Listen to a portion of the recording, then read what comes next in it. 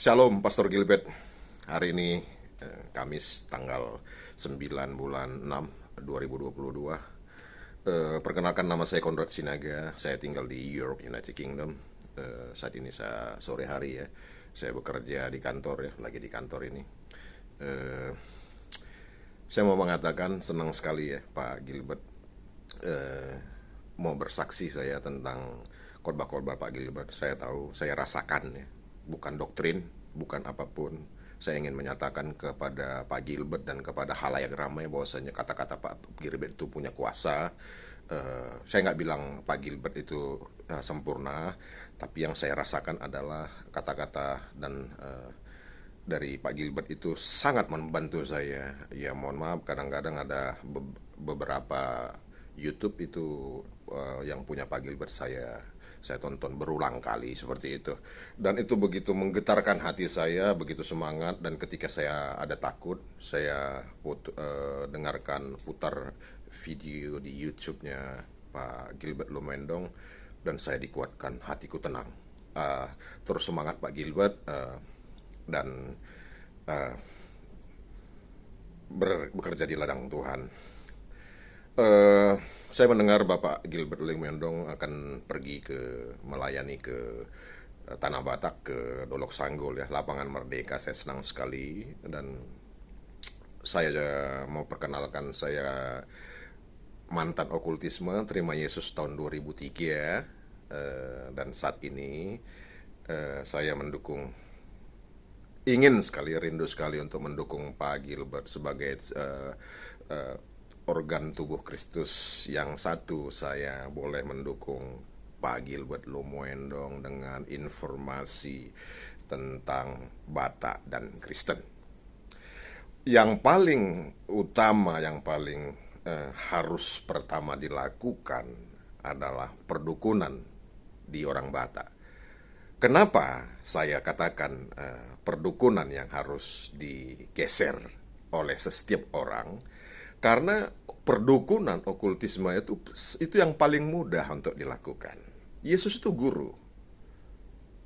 Guru biasanya kalau melakukan pekerjaan ya, memerintahkan melakukan pekerjaan, tugas itu, lakukan yang paling mudah. Yang saya alami seperti itu. Perdukunan, okultisme itu nggak ada kecanduan, nggak ada nggak ada ketagihan seperti itu. Kalau merokok, seks bebas itu masih lebih sulit ya, ada kecanduan, ada keterikatan yang ini ya, ada kenikmatan seperti itu. Tapi kalau perdukunan itu lebih mudah seharusnya. Dan saya memberikan informasi kepada Pak Gilbert Lumendong, di orang Batak itu karena kulturnya itu iblis menyamar sebagai nenek moyang. Yang mau saya bantu sampaikan adalah bahwasanya ibu saya juga itu Hasandaran. Tahun 1986 ibu saya digondangi di Samosir dan ditahbiskan menjadi dukun untuk pengobat kampung. Dan saya mau sampaikan, saya adalah orang yang anak ibu itu, anak mama kami yang paling patuh, paling semangat untuk mempersembahkan korban bakaran kepada itu setan yang menyamar sebagai nenek moyang. Pada saat itu saya didoktrin masih SD ya. Kemudian SMP, SMA saya melakukan, saya potong sembelih babi, saya yang ini sama manuk naniatur, saya eksekutornya. Otomatis ya yang itu menyenangi saya ya, yang roh yang datang itu gitu. Yang mau saya sampaikan adalah seperti ini, Pak Gilbert Lumendong, bahwasanya tentu Pak Gilbert Lumendong paham tentang Alkitab ya. Ayub 7 ayat 9, tidak ada hubungan orang mati itu tidak kembali lagi, tidak mengenal lagi tempat tinggalnya, seperti udah terputus hubungan orang hidup dan yang mati setelah seseorang meninggal. Nah, bagaimana dengan Yesus yang katanya sudah mati dan kemudian menemui muridnya? Yang perlu kita catat adalah Yesus tidak hanya mati dan tidak menemui muridnya setelah mati, tapi menemui muridnya setelah bangkit. Jadi nenek moyang kita itu belum bangkit. Jadi itu harus datang. Kemudian yang mau saya sampaikan kepada seluruh orang Batak, au marga Sinaga, sia Samosir, ya, asli sudut nomor 10 10 pi itu dia ke marga Sinaga, au tubuni buru silalahi. Itu mau saya sampaikan. Mohon maaf Pak Gilbert, mungkin bisa diperdengarkan. Ini juga diperuntukkan bagi orang Batak supaya mereka memahami bahwasanya saya asli orang Batak. Walaupun saya lahir di Medan dan saya 2 tahun di Australia, di South Australia, Adelaide, dan kemudian di Inggris Raya 7 tahun, bahasa Batak saya cukup lumayan kental. Tidak tahu orang tidak percaya saya lahir di Medan. Dan bahasa kedua saya bahasa Hokkien. Seperti itu. Bahasa Batak saya sangat sempurna. Oke, mari saya lanjutkan sedikit lagi.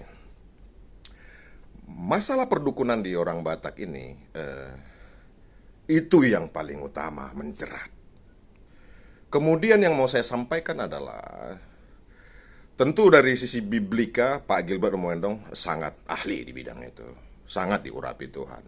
Yang mau saya sampaikan seperti ini, roh yang mengaku sebagai nenek moyang orang Batak itu ketika sebelum ingin datang kepada seseorang, itu seseorang itu cucunya yang ngaku cucunya itu pasti sakit.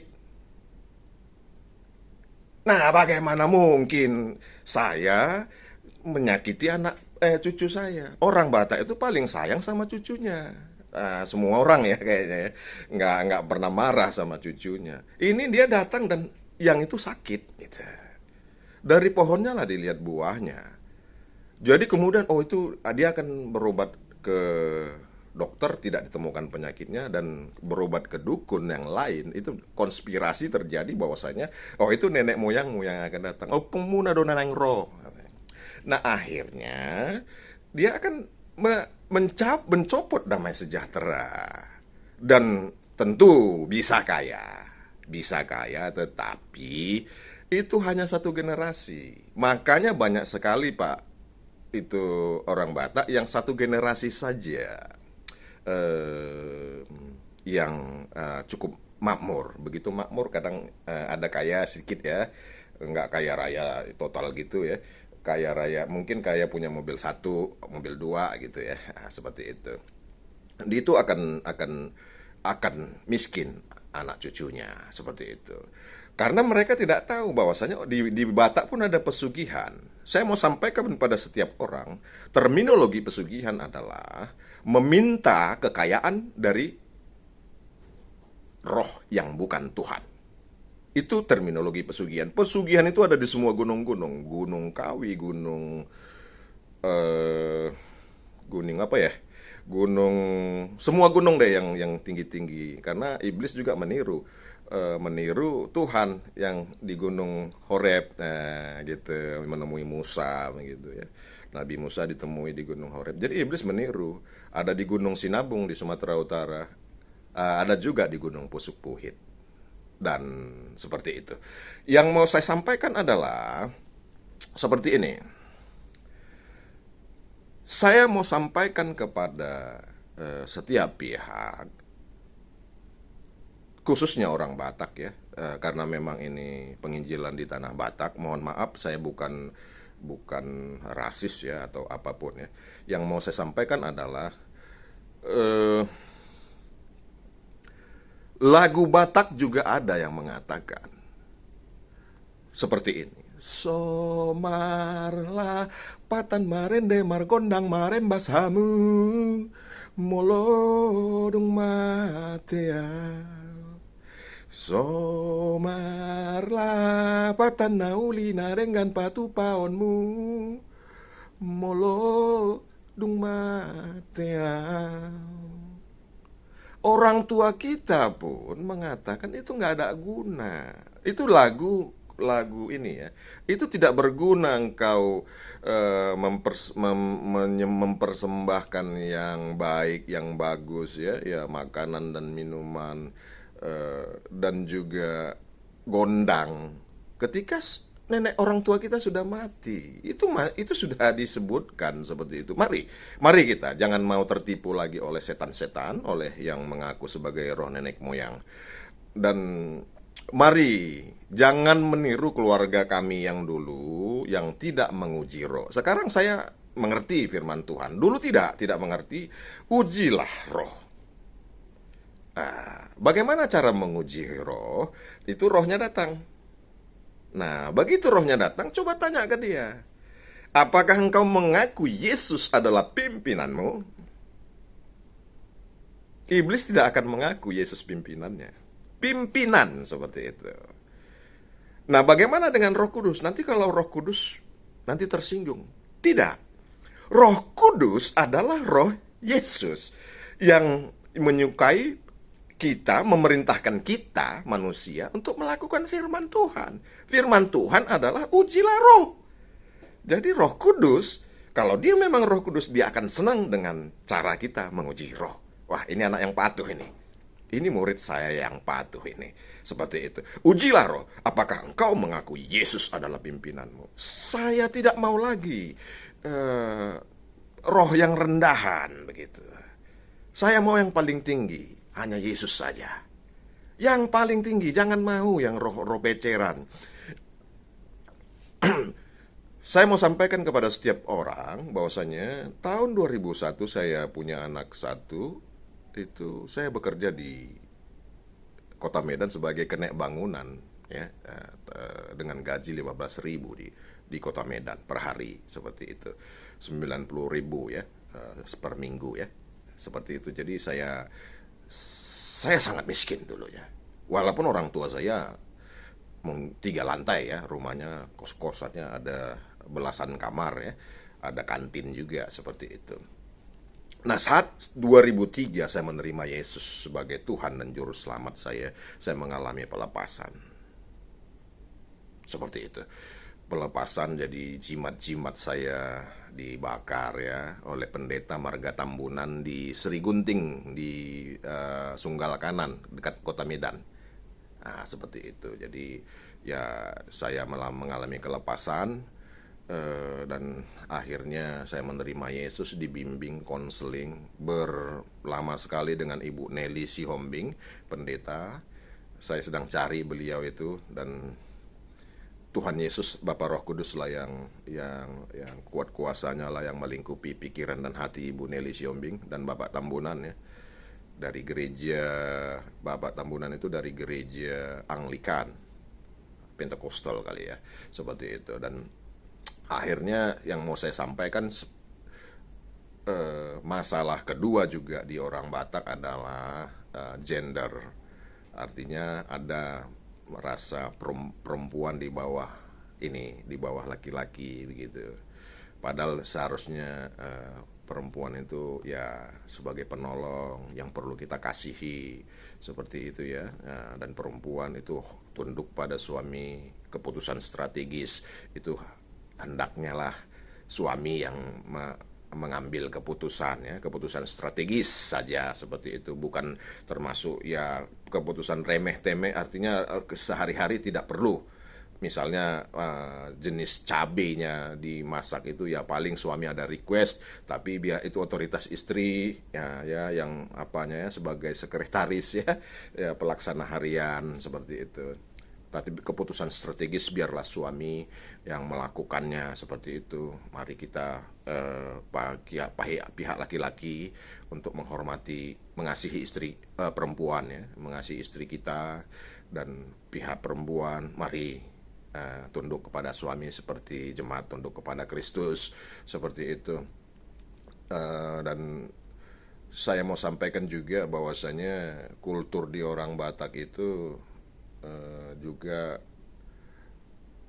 masalah rokok ya, merokok itu ada dalam adat, dijalankan di dalam piring, itu sebaiknya dihilangkan. Yang mau saya sampaikan adalah kekristenan itu tidak menghantami adat istiadat, akan tetapi lebih baiklah kita, bukankah kita harus lebih taat kepada Tuhan daripada kepada manusia.